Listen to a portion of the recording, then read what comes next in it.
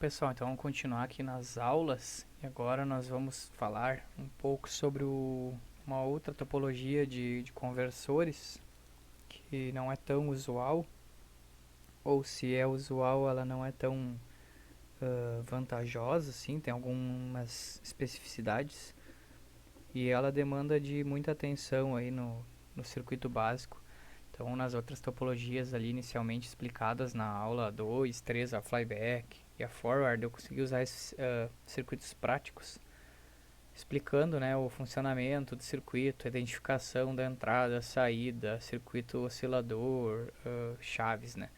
Então, aqui na push-pull eu vou explicar um pouquinho a base do circuito, que isso seria um curso avançado já, então não é a ideia, que a ideia é um curso básico, que é a topologia básica. Então da push-pull tu tem as duas chaves, né, que eu já expliquei nos outros circuitos onde identificar a chave do circuito. Então aqui nós temos as duas chaves, um transformador e a saída, né. Então não vou me ater aqui à rede porque aqui é só um circuito básico. O que acontece com a topologia push-pull? Ela é uma sequência lá da forward, que já foi bem explicada na terceira aula, mas a desvantagem desse circuito aqui é que ela usa as chaves, né, em paralelo com a rede ou com a tensão de entrada. Então isso aí demanda uma chave com uma capacidade de suportar uma tensão de trabalho já igual a da rede, mais aquele coeficiente, a margem que um componente tem no seu dimensionamento, para poder trabalhar e suportar as intempéries, as variações então do circuito, até que ele entre em modo de condução contínua, que também é uma outra teoria a ser explicada. Então nós temos modo de condução descontínua e modo de condução contínua. Contínua é quando tu tem na saída o elemento, circuito passivo do sistema ou transformador, ele consegue manter a continuidade do sinal. Por exemplo, aqui a corrente ela nunca vai a zero na saída, ela sempre tem um nível de corrente. Quando tu tem um sistema onde, por exemplo, a corrente na saída, se for assim, ela vai de 0 a 1 e em um período ela se desliga até o próximo pulso, ela não é contínua. Então eles denominam como modo de condução descontínuo. Tem algumas vantagens e outras desvantagens. A maioria dos circuitos trabalha com o modo de condução contínua, até porque isso evita a cada início de ciclo um pulso, um spike, como já citado na aula 3, o circuito snubber, porque que ele existe, né? Então tu evita esses inconvenientes do circuito.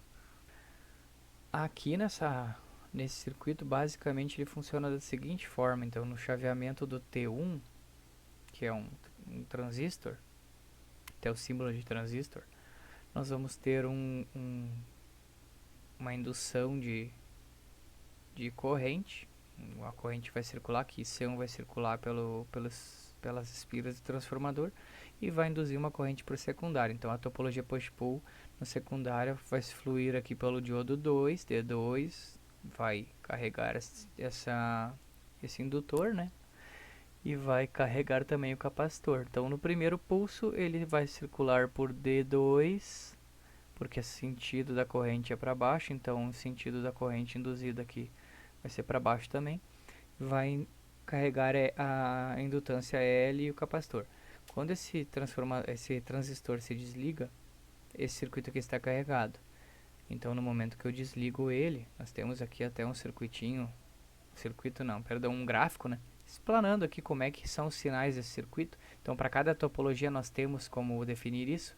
Isso seria um curso mais avançado. Eu só estou entrando nesta parte na push-pull porque ela é uma topologia mais estrita, assim, não é tão utilizada. E particularmente eu não vejo muitas vantagens em utilizar ela. Então enquanto nós temos a tensão aqui, a V1 aqui, que é essa tensão igual a da fonte, acontecendo, então o transistor está chaveando, está conduzindo, nós temos então a corrente IC1 fluindo, aqui ó, corrente fluindo. Então de zero começou a fluir corrente. Neste momento, o transformador começa a se magnetizar e induz uma corrente de saída, tá? Aqui nós temos na saída então uma corrente começando a fluir. carregando esse circuito. No momento que eu desligo o transistor no pulso, ele vai a zero, tem um tempo morto. Nesse tempo morto eu vou ter uma indução no núcleo, que vai ficar magnetizado por um tempo. Eu vou ter D1, que é o diodo 1, e o diodo 2 descarregando essa magnetização, né, e continuando por uns segundos, milissegundos, carregando esse indutor capacitor, que é esse tempinho aqui. No momento que eu termino essa carga, porque já acabou então minha magnetização do núcleo, eu vou ter a condução do transistor T2. Então eu vou ter uma tensão circulando na parte de baixo do nosso transformador. Então esse circuito aqui vai estar induzindo novamente uma corrente, e agora essa corrente vai ser em D1, porque eu vou estar conduzindo aqui. Na verdade, quando o T2 estiver conduzindo é porque esse circuito LC aqui vai estar fazendo o que? Ele vai estar circulando corrente em cima da carga, e esse circuito vai estar carregado. No momento que T1 desliga, eu vou ter esse circuito aqui se descarregando, então a corrente vai circular por aqui, em cima de D1. Por isso que D1 vai ter a corrente aqui, o sentido da corrente aumentando. Enquanto D1 se descarrega e eu deixa circular essa corrente aqui em cima do circuito LC, eu vou estar induzindo então agora uma tensão em cima de T2, que está invertido em relação a T1. Então eu vou estar aqui circulando, eu vou estar conduzindo por T2. Então T2 vai estar trabalhando negativo, tensão negativa, e D1 vai estar carregando. No próximo ciclo, mesma coisa, eu vou ter um tempo de desmagnetização, onde de novo os dois diodos vão se descarregar, ou seja, eles vão descarregar aqui a corrente, que é a magnetização no núcleo, induzindo uma corrente, né, um resquício de corrente. Isso vai se descarregar sobre L e C. Então tá aqui descarregando de novo. E nós vamos ter daí o pulso novamente lá de T1 carregando D2. Então T1 vai começar a circular de novo corrente, vai carregar sobre D2 o LC. Então nunca termina. O circuito ele chaveia, carrega LC. Ele para de chavear aqui em cima, a corrente, tensão em cima do capacitor, né? A corrente em cima do indutor. Ele se descarrega sobre D1, porque o D2 não vai estar inversamente polarizado, então esse circuito vai ter que se descarregar por aqui, desmagnetizando o núcleo. Enquanto ele se descarrega, flui corrente por T2, que é esse C2, e depois volta o ciclo de novo. Então essa é a teoria básica, bem por cima, da push-pull. Então os circuitos push-pull trabalham dessa forma. O que acontece de empecilhos nessa topologia é que, primeiro, tensão da chave igual da fonte é um empecilho, porque se é uma tensão muito alta, então tu precisa de capacitores com capacidade de tensão maior. Quanto maior a capacidade de tensão do capacitor, maior o ripple em cima da fonte. Então, quanto maior o ripple, maior o teu controle de saída para não ter queda de tensão na saída. Então, já por aí já não vale a pena, ou não vejo vantagem nesse circuito.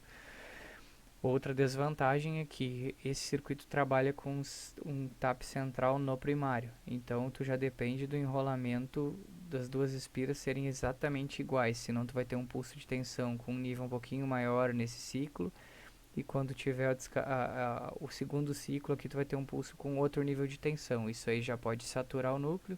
Saturando o núcleo, tu pode destruir as chaves.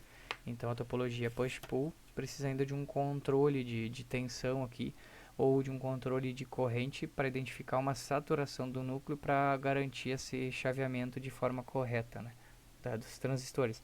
Isso já dificulta também o uso. Ele é um circuito barato para se montar, mas ele tem mais riscos de manipulação. Esse circuito é utilizado em microinversores, então, para energia solar, né? Microinversores utilizam ele porque é uma tensão para uma placa, duas placas fotovoltaicas, então a tensão é mais baixa para se trabalhar, e seria uma fonte de corrente. Vocês podem ver aqui que a saída desse circuito é uma corrente. Então ele fica mantendo, não é só uma corrente, tem tensão, né? Mas independente da tensão, ele tem que ficar fornecendo uma corrente constante. Inversores fotovoltaicos são fontes de corrente. Eles variam a tensão deles para fornecer a corrente. Então eles aumentam a tensão para conseguir injetar corrente na rede. Tensão e corrente dá a potência que é utilizada então na rede, nos eletrodomésticos ou na indústria, e são característicos de fontes de corrente. Então isso é uma explicação aí da fonte da push-pull. Até tinha um outro material aqui sobre a push-pull e fala que ele é destinado para pequenas potências. Então ele não tem uma grande vantagem, ele é um pouco melhor do que a forward por potência, mas ele tem desvantagens em questão de controle. A única vantagem dele para forward é que ele trabalha com... Tu não precisa ter um enrolamento, conforme falado na aula anterior sobre o circuito forward, que tinha que ter um enrolamento extra para para descarregar o circuito, né, desmagnetizar o núcleo.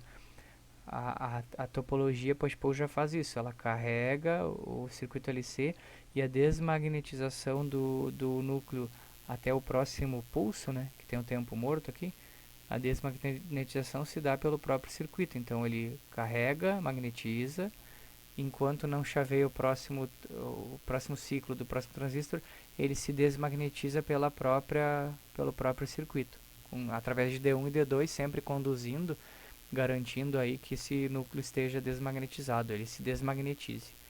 Então a aula agora, essa quarta aula, é uma aula mais curta, né? Mas para dar essa explicação para eu conseguir pular para a próxima aula, onde nós vamos falar de topologias half bridge, full bridge, mais focando na half bridge, que daí já é um circuito mais conhecido aí no mercado, utilizado em fontes de várias aplicações, né? Aqui foi mais para a gente só ter um parênteses nessa aula, falando um pouco da push-pull e explicando que tem sim uma aplicação ainda dela, tem vários artigos falando, né, para aplicação de microinversores, por exemplo. Então continuem aí, deixem comentários se querem que fale mais sobre a push-pull. Se não entenderam, eu fui breve aqui na explicação também, mas é pra gente continuar para a próxima etapa, certo, pessoal? Um abraço aí, deixem seu like, se inscrevam aí no canal e deem dicas de curso, de ideias de curso que vocês gostariam de ter, de aprendizado aí, certo? Um abraço!